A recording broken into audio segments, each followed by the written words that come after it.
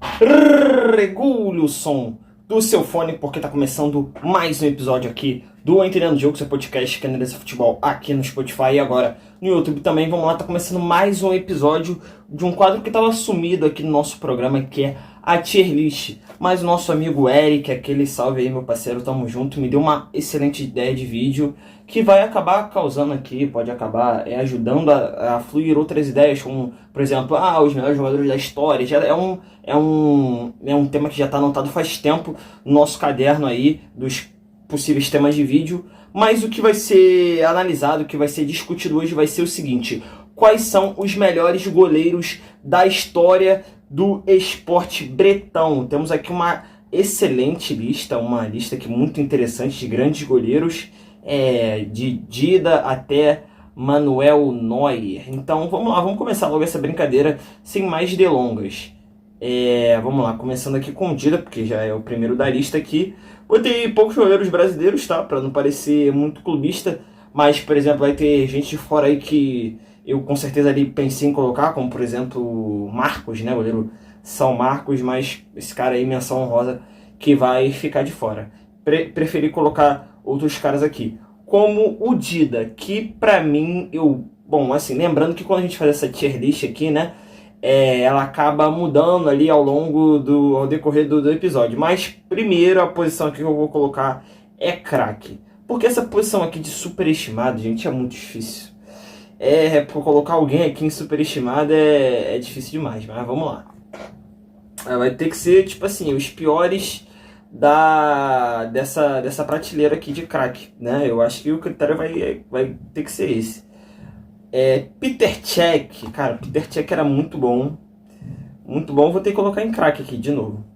Vou colocar aqui abaixo do Dida. Pra mim o Dida agarrou mais do que o Peter Cech, será? Eu acho que eu vou ter que ser clubista aqui, né, como eu sou brasileiro, né, e botar o Dida acima do Peter Cech. Apesar que a gente não precisa levar muito esse negócio em consideração aqui, quem tá na frente, quem tá atrás. O que vale mesmo aqui é quem tá aqui a prateleira acima, né? Se tá a prateleira acima e tá a prateleira abaixo, significa que eu achei melhor ou pior. Mas quando tá na mesma prateleira, não necessariamente o cara vai ser melhor ou pior, tá? Vamos lá. Cláudio Taffarel, cara.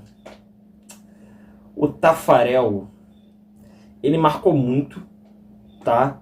Talvez ele seja o goleiro aí mais marcante, né, pros brasileiros. Mas eu acho que ele não foi melhor do que o Dida. Eu acho que ele foi mais marcante, principalmente pelo Galvão, né, pelo bordão, né, do sai que é sua, Taffarel. Foi muito importante, obviamente, pro Tetra, agarrou muito em 98 também, mas para mim Dida e Cech foram mais goleiros. Então, ele vai estrear aqui a nossa prateleira difícil aqui, né, mas vou colocar aqui ele em superestimado. E o nosso querido Dino Zoff vai para cá também, goleiro italiano, importantíssimo para a conquista da Itália de 1982, inclusive eliminando o Brasil. É um dos caras que, assim, eu tinha ouvido falar, né, um cara que, assim, muito antigamente, mas que eu nunca tinha parado para ver vídeos dele, né. Então, antes de eu começar esse vídeo aqui, eu comecei a assistir os highlights, né, de alguns goleiros. Esse aqui foi um dos casos, e sinceramente, pelo que eu vi dele, eu achei ele superestimado. Ele era muito bom goleiro para a época, é verdade, mas para pegar como os melhores goleiros do mundo, eu achei ele um pouco superestimado.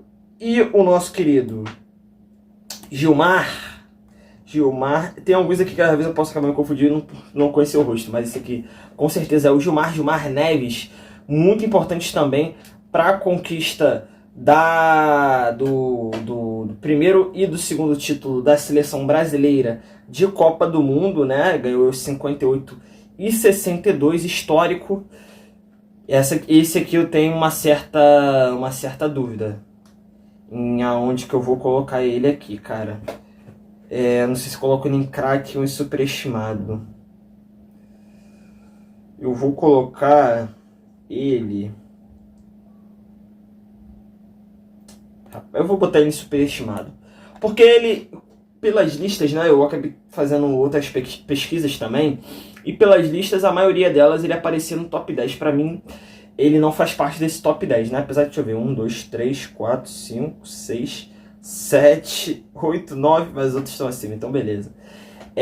Mas pra mim ele não tá no top 10. Mais uma vez, pelo que eu já tinha assistido um pouco dele, né? Mas também pelo que eu reassisti agora, antes de gravar esse vídeo, não achei assim pra ser no top 10 melhores goleiros pra história, né? Óbvio que quando a gente vai fazer esse tipo de lista, a gente tem que analisar também o contexto, né? E o choque geracional que acontece, né? Assim, os caras era impressionante, mas era uma época que o futebol ainda não era tão evoluído, né? Então, o esporte vai evoluindo, vai ter caras que vão revolucionando ali a posição, como é o caso de algumas lendas aqui. Então, pra época não tinha assim tantos, o sarrafo não era tão alto.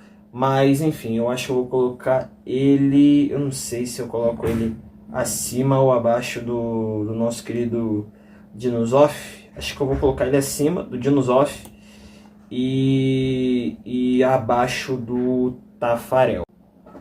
Bom, vamos agora pro nosso querido Peter Schmeichel, goleiro histórico do Manchester United, né? Assim, ele que é pai do Kasper Schmeichel também, que é um grande goleiro que possivelmente poderia entrar nessa lista aqui. Ele é muito bom, como eu pensei em colocar até o Oblak. Acho que o Oblak não entrou nessa lista não, né? O Oblak, ele caiu ali na lista larga, ele estava mais para a lista final.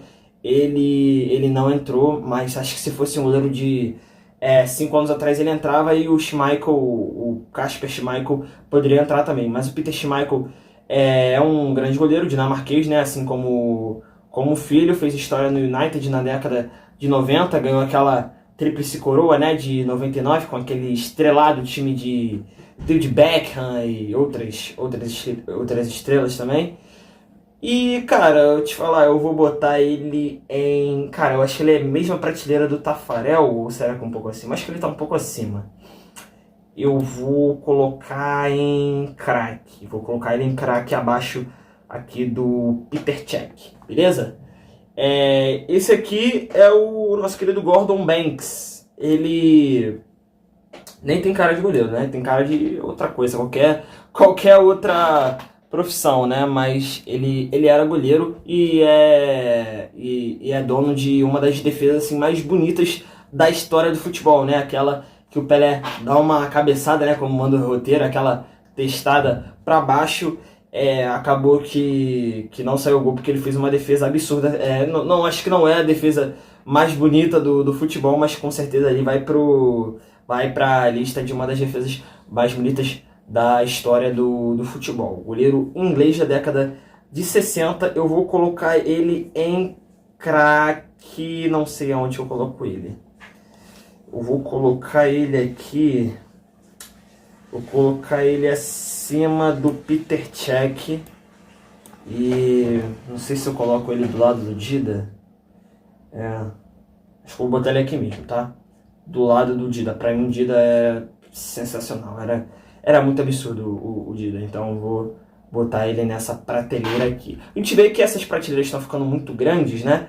E eu vou ter que subir gente aqui daqui a pouco, né? Vamos lá, vamos ver. Rogério Ceni. Quase que eu não coloquei ele, mas assim, Rogério Ceni é o concurso, né?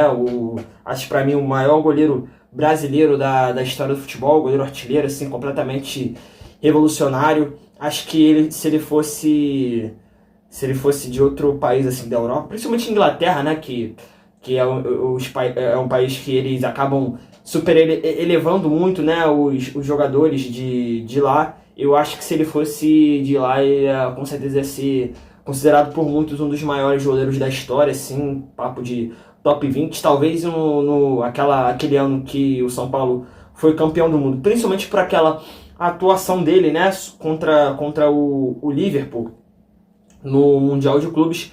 Ele possivelmente estaria no top 10, top 5 de melhores jogadores do mundo, assim, fez muitos gols na Libertadores, assim, também, muito importante para aquela conquista, e não era só como artilheiro, né, além de bater falta muito bem, bater pênalti, ele tinha aquela questão de sair do gol muito bem, assim como líbero, e claro, debaixo das traves ele era absurdo. Então vou colocar o Rogério Ceni acima assim dessa rapaziada toda aqui em absurdo. Por mais que ele só tenha jogado no futebol brasileiro, o Rogério Ceni, pra mim, assim, é o melhor. Reforçando, né? maior goleiro da história do futebol brasileiro. Agora, Oliver Kahn, agora o negócio está começando a ficar bonito, agora está começando a afunilar. O Oliver Kahn, que foi o melhor jogador da Copa de 2002, um abraço pro nosso querido Ronaldo Fenômeno, ele era muito bom, explosivo, né? Ele acabava perdendo a linha ali, perdendo a cabeça em vários momentos. Mas debaixo das traves, assim, ele era muito bom. E eu vou colocar ele aqui acima do Rogério Ceni. Ele era, assim, um goleiro único, um dos maiores, assim, personagens, né? Um dos personagens mais únicos do futebol. Ele tá aqui na prateleira absurdo. Agora só tem a nata, tá? Só os melhores aqui. Vamos começar aqui o nosso top 5, tá? Por Iker Casillas, né? Ele tá no top 5, não é o melhor, o The Best aqui é só o melhor, né? Ele, pra mim, é o top 5. Aí a gente vai decidir aqui quem que é o quinto, quem que é o quarto, quem que é o terceiro, o segundo e o primeiro. Courtois.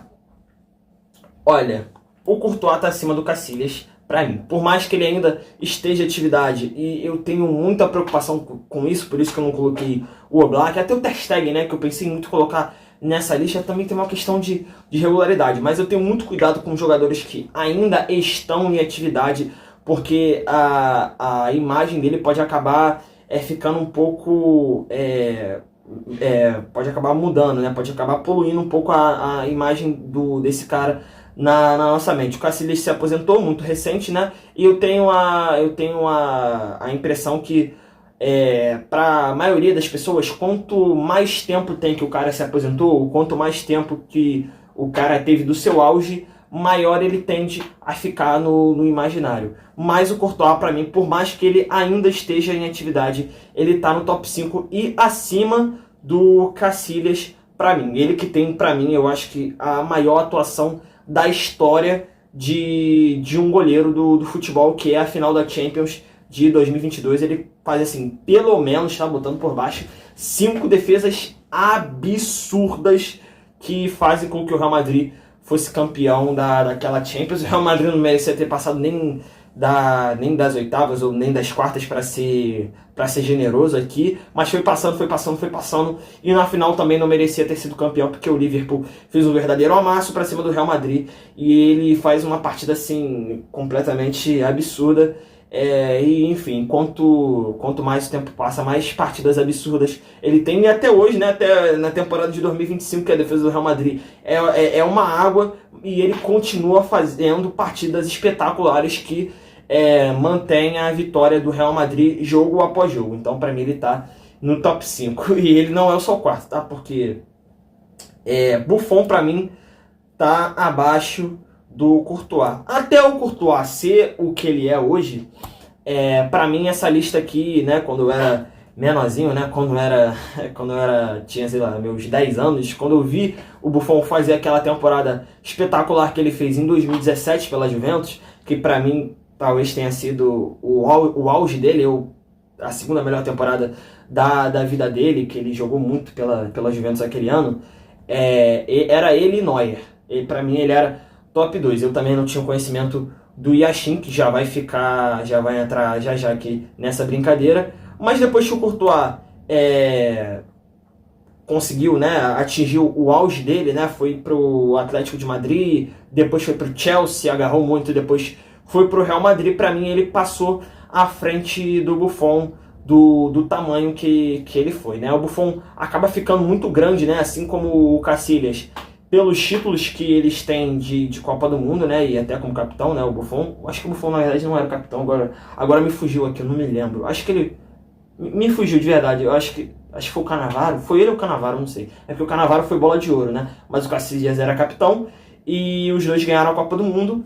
Mas o Buffon não tem Champions, né? E então acaba jogando um pouco para baixo em alguns momentos, né? Mas a gente tem que levar em consideração que o cara tava jogando na Juventus, que assim, né, era um absurdo na Itália, mas para a Europa acabou não sendo o que ela de fato merecia. Enfim, Courtois para mim tá à frente do Buffon. Agora, Yashin e Neuer, né? Yashin e Neuer, a disputa é essa. Bom, o Yashin é absurdo, né? Para a história do futebol, um cara que apareceu pro futebol há muitos anos atrás. E assim, as listas que eu pesquisei, aparecia muitos goleiros das antigas à frente. E como falei, quando fui pesquisar sobre eles, a maioria não era aquilo que realmente condizia, né? Para mim, muitos deles eram superestimados. Mas não foi o caso do Yashin. O Yashin realmente era absurdo, mesmo para a época e até mesmo para hoje em dia. Não é à toa que ele tem aí o nome dele como o prêmio aí para melhor goleiro do mundo, e ele continua tendo o tamanho que ele é para as pessoas, mesmo muitos anos depois dele já ter se aposentado. Mas o Neuer, assim, o cara mais revolucionário da história da posição, eu acho que não tem nem muito o que dizer do Neuer. Ele realmente é o maior goleiro dessa geração, o maior goleiro que eu já vi. E pra mim, até pelo tempo mesmo, eu acho que ele é o maior goleiro da história, né? Se o Neuer fosse o que ele era naquela época, talvez ele não seria realmente tudo aquilo, né? Mas como a posição foi mudando ao longo do tempo, foi evoluindo, e ele é também a posição, ele é o cara mais revolucionário da história dessa posição, ele acaba ficando à frente do Yashin. Para mim, o Neuer, repetindo, é o melhor goleiro da história do futebol. Bom, o Yashin, eu quase coloquei ele aqui em segundo e quase coloquei ele aqui em terceiro. Ele realmente está acima do Buffon, tá? Mas essa disputa com o Courtois é muito difícil. E eu quase coloquei... eu tava tendendo a colocar ele aqui em segundo, cara. Mas o Courtois é sensacional, cara. O Courtois assim, ano após ano, partida após partida. Todo jogo que a gente vê dele é a mesma coisa. Chega a ficar chato, né? A verdade é essa. Então, eu vou colocar o Yashin em terceiro. Então, vamos ver aqui como ficou a nossa lista. The Best, Manuel Neuer. Top 5, Courtois, Yashin, Buffon e Casillas. Absurdo, Oliver Kahn e Rogério Ceni. Craque, Dida. Esse aqui é o Gordon Banks. Cech, Peter Schmeichel, Tafarel, isso aqui em craque, tá? E em superestimado, Tafarel, o Gilmar e Dino Zoff. Então é isso, né? Acho que é isso. Será que dá pra mudar mais alguma coisa aqui? Eu acho que não, né? Ficou um pouco desbalanceado, mas eu acho que é assim mesmo. Pra ser justo, eu acho que tá certinho. Bom, é isso, meus amigos. Esse foi mais um episódio aqui do Entendendo o Jogo. Muito obrigado pela audiência. Eu fui!